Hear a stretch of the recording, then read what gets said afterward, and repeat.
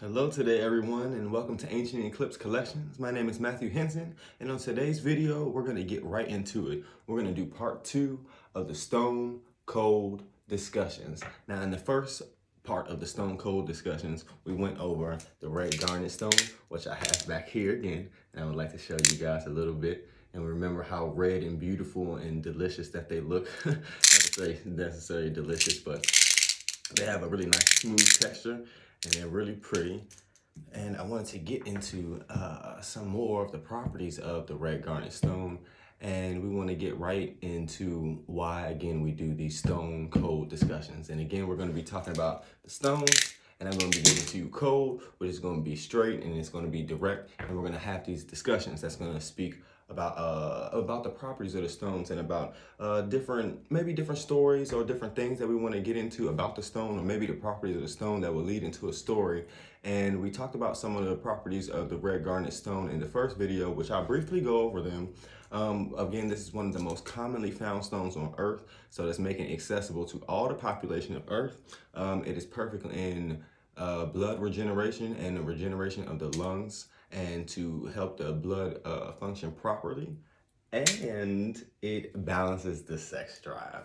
And we talked about that. And remember what we talked about in our first part about the sex drive, and here at Ancient Eclipse Collections, when we talk about sex and we talk about sexual energy, we're going to be talking about the energy of creation of the universe, and not necessarily us coming together and having that sexual experience. And what I would like to do is to be really mature with our audiences, because we like to talk about real issues and certain things. So I don't want to get too much in the riffraff of speaking of sex and other things on outside of the terms when it's involving something direct, cold, when it's talking about healing. So we don't want to get too much into the outskirts of the conversation, because we can go on and on hours about what I think about it, what you think about it, or what anybody may think about that topic when it has to do with sex and sexual energy. So we wanted to keep that straight, because the other property of this stone that we're going to get into is going to be talking about balancing the Kundalini. And when you hear that, I don't know if anybody's ever heard the word Kundalini before, but it is a Sanskrit word, the same language that you hear the different chakras come from, that is describing or telling or describing the sexual energy as the serpent energy, or saying two energy forces of male and female combining together as into one.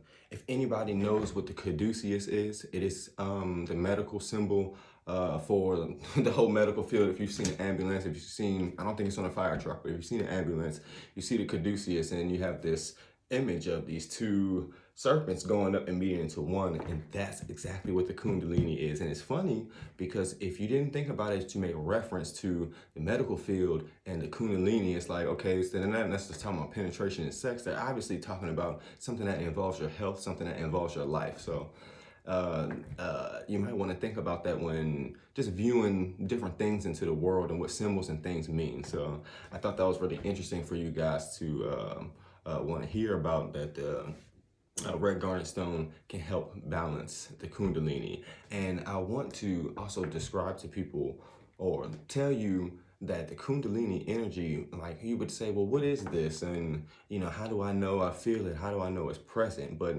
to be, again, very mature about this, we're going to talk about the Kundalini and really how, not say how those energies come together, but I almost lost my train of thought for a second there. But because I was here thinking about so much, because I said, well, we're talking about the Red Garnet Stone, so I'm getting into a discussion of something else. But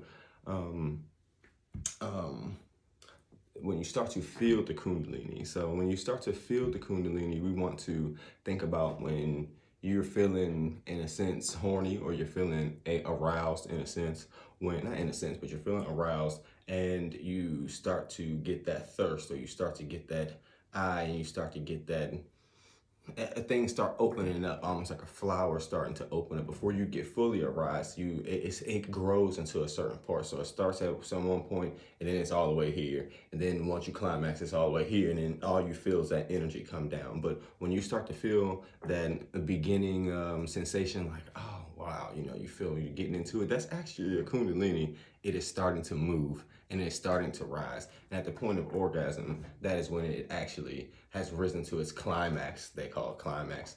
And all you feel the energy after you climax, the energy kind of balances out. And of course, you're relaxed and everything like that. But my purpose of describing that story to you was talking about the Red Garnet Stone and what it can do in balancing that energy, because it's very important to have that energy balance. Because if you think about how crazy it could be, people have had many sexual experiences loosely, so to say, and it's something they may not have had wanted to do, but if they could have had their Kundalini energy to be balanced or something to support them, they might not have had made that decision to jump right into bed with somebody. So I think, not to say it's going to change your decision, but you'll begin to meditate and you'll begin to understand what exactly the Kundalini is, because this stone supports just that energy. Not only supporting that, it also is supporting the blood. It is also supporting the heart, and it's supporting the lungs. So here you have supporting the heart when you have the blood flow and everything is pumping.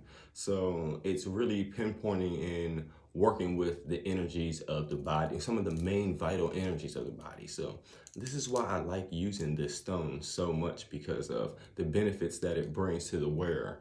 And it's a really, again, common stone to work with, a really easy stone to work with. And you can pick them up in, again, different sizes and different shapes. But when you get, well, if you would like to work with this stone, in order for again, for you to feel the effects, you do want to carry it on you, and you do want to understand these properties while carrying this stone, about what the stone supports. Because if somebody's supporting you and talking to you and you don't know what they're talking and supporting to you about, it's not going to make any sense. So you do want to know the properties and what this stone will help you and support you with, because it's kind of looking at a blank page. So I hope that information was vital to you all in some way. I know we get excited any sex sales, so we're talking about sex here, but not necessarily sex in that way, but what this stone can do for and benefit you in many different ways. And one of the ways was benefiting and supporting your was balancing the sex drive and supporting and the rising and falling of the Kundalini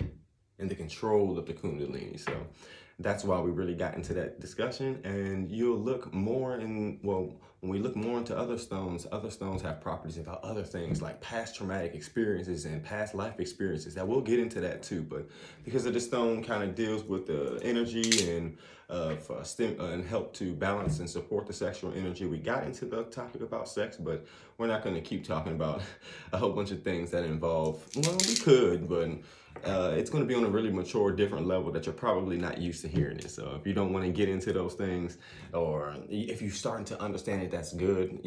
For first time people who are starting to hear about the Kundalini energy stones, stone cold discussion. We're going to have a discussion about these stones. It's going to be cold. I'm going to give it to you straight. And we're going to have a discussion, because these stories that that surround these properties of the stones can really help and benefit us in many ways. I wanted to share that with you all. I hope you enjoyed this segment of the Stone Cold discussions as much as I did. And I can't wait to get into another one. If you all have any requests about any stone that you would like to hear, you can, just give me some feedback or drop me an email or DM, and we can get into the other stones if you have any questions about them. I would not mind doing my research and coming to talk to you all about it. And until the next Stone Cold discussion, you all stay stony, you stay cold, and we're going to discuss all the properties of these semi-precious stones in the future, and how they can heal you and how they can benefit you and how they can help motivate and support you in your life. So thank you all for joining in again. Until next time, I'll see you guys then.